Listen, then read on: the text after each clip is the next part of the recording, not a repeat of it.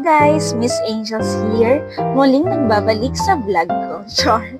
Ayan, ang tagal ko na hindi nakapag-vlog kasi sobrang dami na pinagkaabalahan. Pero ngayon, samahan niyo ako sa isang araw sa buhay ko. Yun, ipapakita ko sa inyo kung paano ko pinagsasabay-sabay ang trabaho, pamilya at munting negosyo.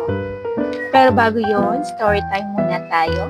Ayun nga, nung nakaraang taon, pinalad ako makapasok sa public school. At ngayon nga, mahigit isang taon na rin ako rito.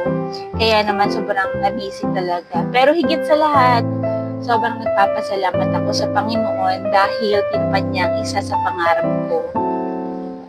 Dumating kasi ako sa punto noon na parang napagod na at nagduda na rin sa sarili ko. Sa bagay, may time talaga na dumadating na pinanghihinaan tayo ng loob.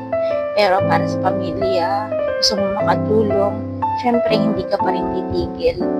Ayun, umabot pa nga sa isip ko noon na mag-abroad na lang sana. Pero tuwing naiisip ko naman na malalayo sa anak ko, parang hindi ko na kaya.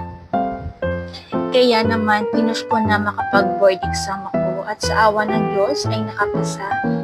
At ayun, nagdire-diretso na ako ng pag-apply. At boom! Ayun, nagbunga na nga lahat ng pagpapagod ko. Masasabi kong wala talagang madali, walang shortcut sa buhay. Kailangan paglaanan mo talaga ng oras at panahon. Ayun, simula nga nung makapasok ako sa public school, doon ko talaga naramdaman kung gaano kabigat pero ka-fulfilling ang trabaho. Ibang-iba nga siya sa private school kasi dati pag uwi ko sa bahay, tapos na, papahinga na. Pero dito sa public school, kahit nasa bahay ka na nga, magtatrabaho ka pa rin. Siyempre may mga reports at gawain kailangan tapusin agad. Oh siya, tama na ang drama, papaumiyak pa. Char. So itong video nga na ito ay noong Huwebes pa at naka-work from home nga kami dahil sa sitwasyon ng school at sa sitwasyon din ng lugar. Grabe, hindi nga humukupa ang baha dito sa amin, lalo pang tumataas, kaya hirap lumabas. Ayun, balik tayo. Pagkatapos ko nga makapag-set ng activities at makapag-online class, ay naglilinis na nga ako habang nagbabantay. Yung mga kabataang yan ay kanina pa nga sa akin naghihintay.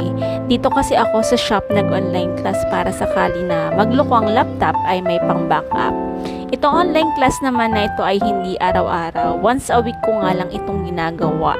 Nakaschedule nga kami para lahat ay makapag-online class.